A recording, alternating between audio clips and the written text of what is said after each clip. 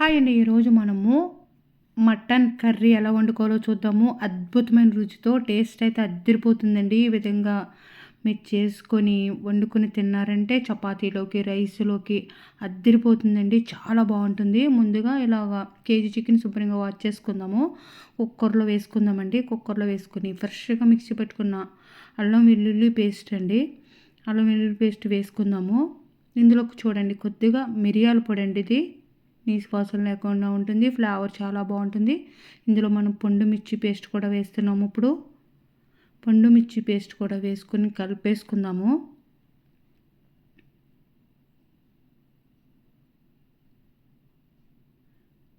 మొత్తం అన్నీ బాగా కలిపేసుకుందామండి. ఇది కలిపేసుకొని ఒక గ్లాస్ వాటర్ వేసుకొని విజిల్ వేయించేసుకుందామండి. 5 or 6 విజిల్స్ వేయించేసుకుందాము. ఇది వేయించుకుని పక్కన పెట్టేసుకుందాము. ఇప్పుడు కర్రీ కోసమని ఇలా పాత్ర పెట్టుకొని ఆయిల్ వేసుకుందాము. ఆయిల్ వేసుకున్న తర్వాత ఇందులో చూడండి కొద్దిగా పుదీనా, కొద్దిగా లైట్‌గా బిర్యానీ మసాలా అనమాట. లైట్‌గా వేసుకుందాము. కరివేపాకు కూడా వేసుకొని ఉల్లిపాయలు, పచ్చిమిరపకాయ చీరుకులు, ఫ్రెష్‌గా చెట్టు నుంచి కోసిన బిర్యానీ ఆకులు అనమాట అండి ఇవి. బిర్యానీ ఆకులు కూడా వేసుకుని వేయించేసుకుందాము. ఇలా ఉల్లిపాయ ఇలా వేగిపోయిన తర్వాత మనము విజిల్ వేయించుకున్న మటన్ను తీసుకుని ఈ ఉల్లిపాయలో వేసుకుని వేయించుకుందామండి. ఆయిల్లో మగ్గించుకుందాము. వాటర్ లేకుండా మటన్ తీసుకొని ఇందులో వేసేసుకుందామండి. ఇలా చిల్లులు గట్టితో తీసుకుని వేసుకుంటే వాటరు కుక్కర్లో ఉండిపోతుంది. ఇలా మటన్ ఏమో ఇలా ఉల్లిపాయలు వేసేసుకోవచ్చు ఈజీగా. వేసుకుని వేయించుకుందాము. ఇలా ఫ్రెష్‌గా మసాలా కూడా మిక్సీ పట్టేసుకుందామండి. ఇలా ఫ్రెష్ మసాలా వేసుకుంటే చాలా బాగుంటుందన్నమాట.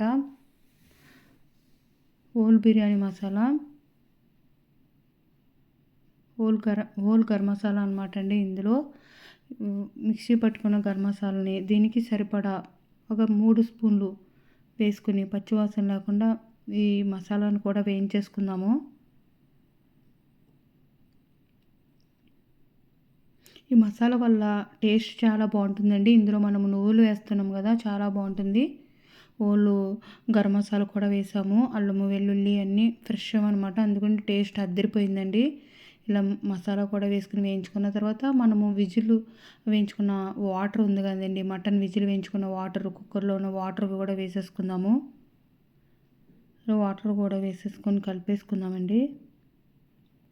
ఇలాగా మసాలా మనం నువ్వులు వేసాము కాబట్టి టేస్ట్ బాగుంటుంది. గ్రేవీ కూడా చాలా బాగుందండి. ఇందులో మనం కొద్దిగా జీడిపప్పులు కూడా వేస్తామట. గ్రేవీ వచ్చి చాలా బాగుంటుందండి. ఈ విధంగా మీరు ఒకసారి ట్రై చేయండి. రైస్లో కూడా చాలా బాగుంది. ఇది చపాతీలోకి కూడా అద్దరిపోతుందనమాట. అద్దరిపోయిందండి. చాలా బాగుంది. ఫైనల్‌గా కొత్తిమీర వేసేసుకుందాము. ఎంతో టేస్టీ మనం మటన్ కర్రీ రెడీ అయిపోయింది. మీరు కూడా ఒకసారి ట్రై చేయండి. మీకు కనుక నచ్చితే లైక్ చేయండి, షేర్ చేయండి, సబ్స్క్రైబ్ చేయండి.